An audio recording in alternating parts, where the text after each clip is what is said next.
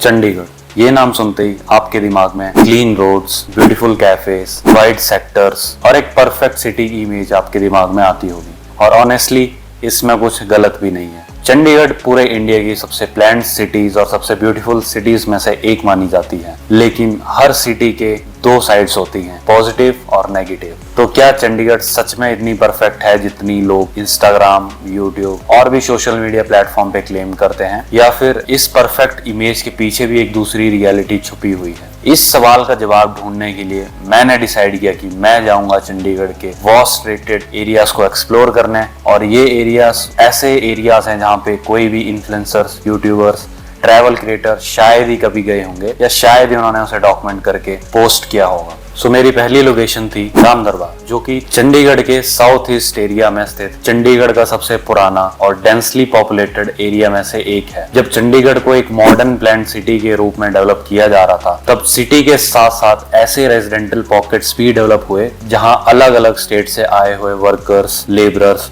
और उनकी फैमिलीज ने अपना घर बसा लिया। अगर आप इस जगह को चंडीगढ़ के फेमस सेक्टर से कंपेयर करोगे तो आपको काफी डिफरेंट फील होगा। लेकिन डिफरेंट होने का मतलब ये नहीं है कि ये जगह काफी बुरी है, बल्कि ये भी चंडीगढ़ का एक उतना ही इक्वली इंपॉर्टेंट पार्ट है जितना कि बाकी के सेक्टर्स या फिर जितने भी रेजिडेंटल एरियाज हैं। तो राम दरबार में आपको देखने को मिलेगी तंग गलियां, congested housing, poor development, but यहाँ के जो लोग हैं वो काफी ज्यादा हेल्पफुल हैं और आपको यहाँ पे काफी चीजें सस्ती भी मिलने वाली हैं, जैसे कि रेंट, ग्रोसरीज या फिर इलेक्ट्रिसिटी से रिलेटेड यहाँ पे एक मार्केट है। तो यहाँ पे काफी चीजें आपको सिटी के बाकी एरियाज के मुकाबले काफी सस्ती मिलने वाली है। बट हाँ, डेवलपमेंट, हाइजीन और इन सब चीजों में ये पर्टिकुलर एरिया चंडीगढ़ से काफी ज्यादा डिफरेंट है और काफी ज्यादा पीछे भी है। आज राम दरबार चंडीगढ़ के उस चेहरे को रिप्रेजेंट करता है जो पोस्ट कार्ड्स और इंस्टाग्राम रील्स में कम ही देखने को मिलता है।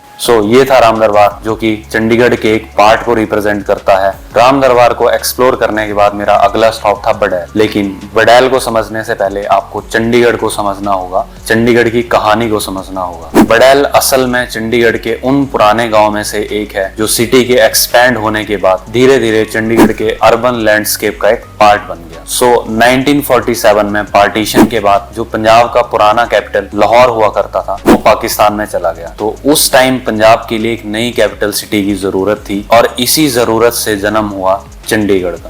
बेसिकली अर्ली 1950s के आसपास पंडित जवाहरलाल नेहरू, जो कि उस टाइम के इंडिया के प्राइम मिनिस्टर थे, उन्होंने एक विजन देखा कि वो एक मॉडर्न इंडिया को एक मॉडर्न आर्किटेक्ट के थ्रू, एक सिटी के थ्रू रिप्रेजेंट करना चाहते थे। और इसके लिए उन्होंने चंडीगढ़ का प्लान रखा और उस प्लान को हकीकत में बदला एक स्विस फ्रेंच आर्किटेक्ट ने, जिनका नाम था ले कॉर्ब्यूजर, जिन्होंने चंडीगढ़ को एक मॉडर्न प्लान सिटी के रूप में डिजाइन किया और इसे सेक्टर्स में डिवाइड किया गया और हर सेक्टर का एक अपना एक पर्पस था। लेकिन चंडीगढ़ के बनने से पहले यहाँ पे 50+ गांव हुआ करते थे, जिनको कलेक्टिवली एक्वायर किया गया, मॉडर्नाइज किया गया और एक मॉडर्न आर्किटेक्ट से रीडिजाइन करके चंडीगढ़ का नाम दे दिया गया। इन गांव में से ही एक था बडैल, जिसको आज हम सेक्टर 45 के नाम से भी जानते हैं। और इन्हीं गांव में राम दरबार, धनास और बाकी के गांव भी आते हैं जो आज भी चंडीगढ़ में मौजूद हैं। तो जब चंडीगढ़ को डेवलप किया गया तो उस टाइम गांव को सिटी के अंदर इंटीग्रेट कर दिया गया। आज बडैल सेक्टर 45 के आसपास फैला हुआ एक रेजिडेंशियल एरिया है और यहाँ घूमते वक्त आपको एक बहुत ही इंटरेस्टिंग चीज देखने को मिलेगी, जो कि है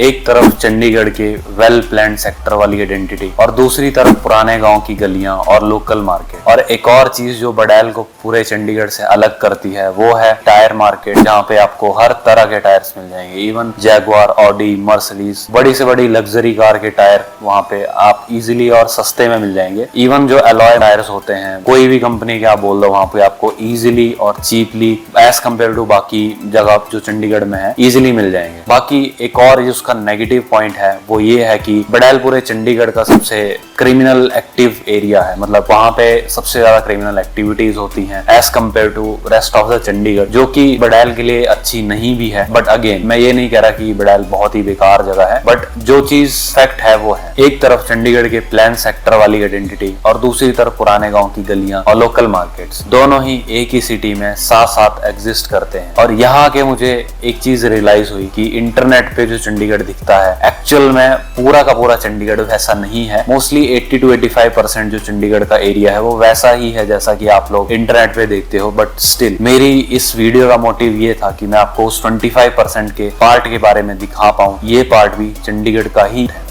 आखिर में हम पहुंच गए धनास, जो कि चंडीगढ़ के नॉर्थ वेस्ट साइड सिचुएटेड है। और आज से लगभग 10-12 साल पहले ये चंडीगढ़ का एक स्लम एरिया था और यहाँ पे चंडीगढ़ का सबसे बड़ा हाउसिंग प्रोजेक्ट भी रन हुआ था, जिसमें आसपास के जितने भी स्लम्स एरियाज हैं, बड़ैल, रामदरबार, इन सब एरियाज में जो स्लम सिचुएटेड थे उनको गवर्नमेंट स्कीम्स के थ्रू हाउसिंग प्रोवाइड करी थी, फ्लैट्स वगैरह दिए गए थे और इस एरिया को थोड़ा सा मॉडर्नाइज भी किया गया था। बिकॉज जैसे मुंबई में धारावी है, वैसे ही धनास को चंडीगढ़ का धारावी माना जाता था। बट आज के टाइम पे बहुत ही बेटर कंडीशन है, इवन बड़ैल और रामदरबार से तो बहुत ज्यादा बेटर कंडीशन है धनास की। वहाँ पे सड़कें काफी अच्छी हैं, हाइजीन काफी अच्छी देखने को मिली as compare to Ramdarbar and Badail. But again Dhanas भी एक पुराना गांव था जो कि चंडीगढ़ के फॉर्मल डिजाइन में इंक्लूडेड था। यहाँ पे अगेन आप सेक्टर और उसके जो बेनिफिट्स होते हैं वो एक्सपेक्ट नहीं कर सकते, बिकॉज ये एक गांव है और ये आज भी अपनी उस पहचान को बनाए हुए है। आज धनास में हजारों लोग रहते हैं और ये एरिया चंडीगढ़ के सोशल और इकोनॉमिक डाइवर्सिटी का एक बहुत इंपॉर्टेंट हिस्सा है। यहाँ पे एक टाइल मार्केट भी लगती है जहाँ पे सस्ती और अच्छी क्वालिटी की टाइल्स बेची जाती हैं और आसपास की जो स्टेट्स हैं जैसे हिमाचल, हरियाणा, वहाँ पे इनको एक्सपोर्ट भी किया जाता है टू लोकल शॉप्स और इवन कुछ लोग तो डायरेक्टली यहाँ से परचेज करके अपने अपने घरों में ले जाते हैं। ये थे कुछ चंडीगढ़ के ऐसे एरियाज जिनको डॉक्यूमेंट नहीं किया जाता है या फिर जो चंडीगढ़ की अपनी एक ब्यूटीफुल सिटी की जो एक आइडेंटिटी है उससे थोड़े डिफरेंट है।